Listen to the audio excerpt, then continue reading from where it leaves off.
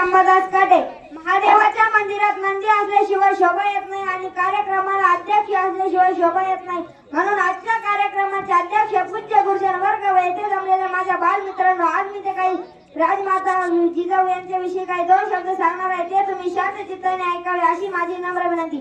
स्वराज्याची प्रेरणा तुम्ही, महाराष्ट्राची शान. स्वराज्याची प्रेरणा तुम्ही, महाराष्ट्राची शान. मुद्रा तुम्हाला जिजाऊ झुकवून माझी मान.